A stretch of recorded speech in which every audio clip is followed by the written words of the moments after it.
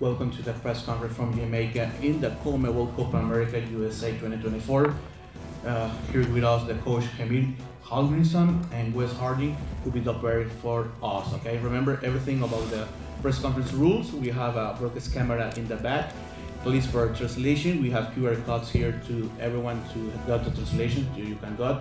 If you need the code, is CA2024. Bienvenidos a todos a la conferencia de prensa de la CONMEBOL Copa América Estados Unidos 2024. Les recordamos los protocolos para la conferencia de prensa. En la parte trasera tenemos una cámara de producción. Entonces, por favor, tener el cuidado al momento de levantar su mano para poder brindar la pregunta. De igual manera, les recordamos que están habilitados la aplicación de traducción que pueden escanear para poder tener de igual manera descargar la conferencia.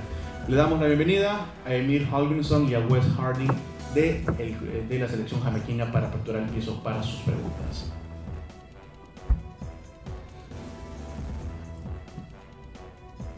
Question for the coach first. Talk to us about your general approach to tomorrow's game. Obviously, we're trying to achieve our first win since we've been playing Copa America, and I'm sure another objective is to give some playing time and some opportunities to players who haven't played as much and also get fresh legs. So how do you balance the different objectives in terms of your deciding lineup for tomorrow? Yeah, you kind of said it. We go for this game for the win. We go for this game to win it. Of course, we hoped and wished that we were in a different position than we are.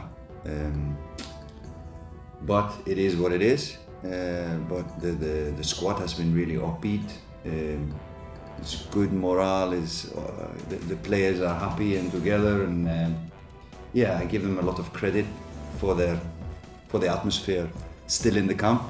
Could have been negative now, not having a chance, but of course we go into this match wanting to win.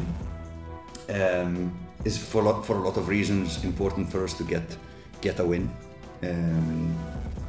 But anyway, no matter what the result will be, I think this is a really important tournament for Jamaica in working towards qualifying for the World Cup in 2026. It's probably the closest thing to a World Cup that we can participate in. So there has been a lot of questions. You know, are we good enough to qualify for the World Cup? Now we have played Mexico, we have played Ecuador. Both teams were in the Qatar World Cup, so we have played two World Cup teams, and in my opinion, I'm biased of course, in my opinion we have matched them in all areas. So if anyone was in doubt that Jamaica is good enough to qualify for the World Cup in 2026, I hope those doubts are gone.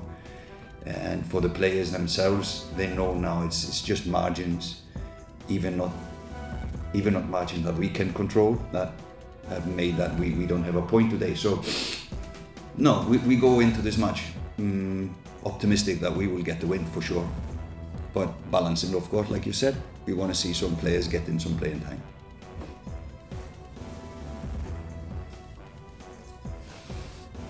Shamir, how you doing? Haven't seen you since the Copa America,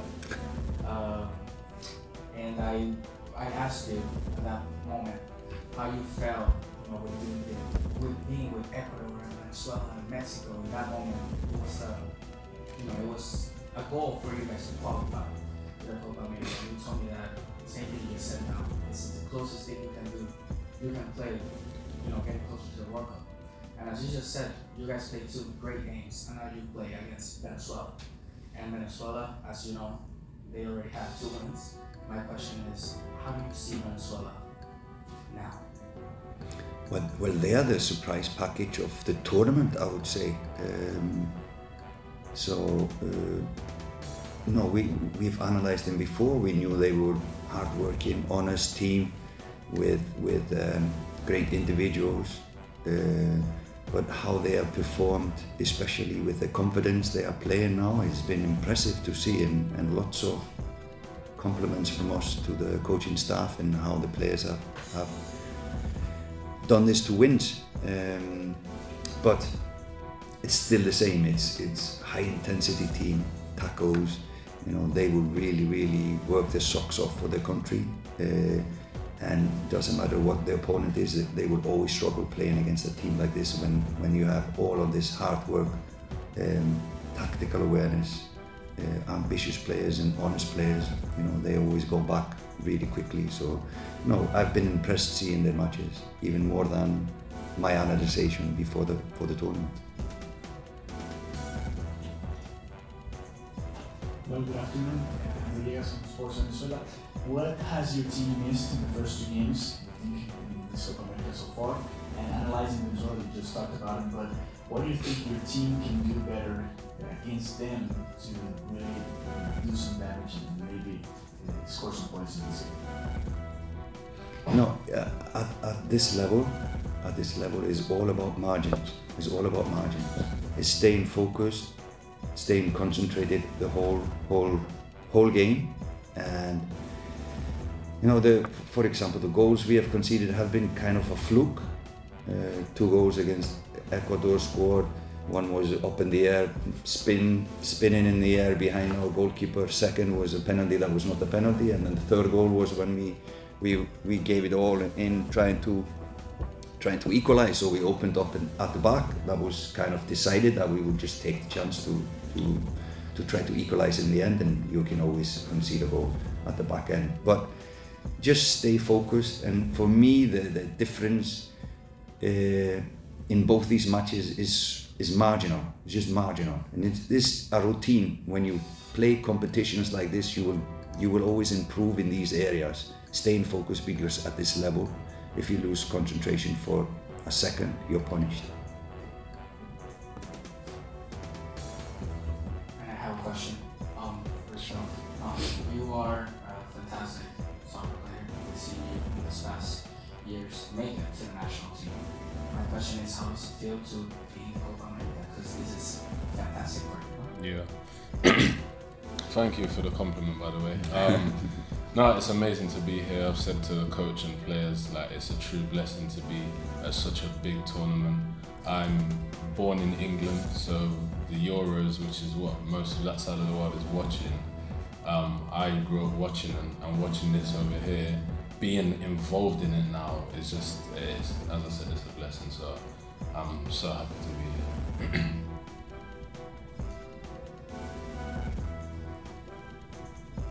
So you talked about the Euros that are going on right now, and now you're playing in this competition. How do you compare the 2 of them? You obviously played there and have the feeling of that football, and now playing here. And how do you think those 2 match? I think they match. It's just exactly the same, just on 2 different sides of the world, I guess. As I said, I watched both growing up, so I'm just genuinely so happy to be here. But as we've touched on, we feel like we can. I'm not just happy to participate. I really think that we could do better than we've done. But as Coach touched on, is fine margins in football, so it's quite disappointing. But it is what it is, I guess. Another question for was, so tomorrow is the last game in the Copa America for us, and then the attention turns toward the qualifying Nations League, etc. You're back in the squad after a while out. Talk to us about competition for places within the squad and the mindset of being ready when the coach calls you in. Yeah, I think you always have to be ready, whether you're starting or not. If you're starting, you need to be playing well, knowing that you could come out of the team whenever. But if you're not starting, you need to be ready to be called upon. So that's been my position as of late, just being ready to be called upon. So I'm ready whenever to play.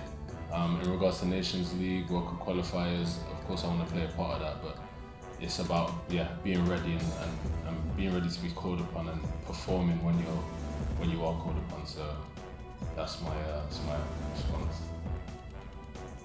We thank to the coach Hallgrimsson and Wes Harley for being part of the press conference call about Copa America USA 2024. Thank you. Thank you.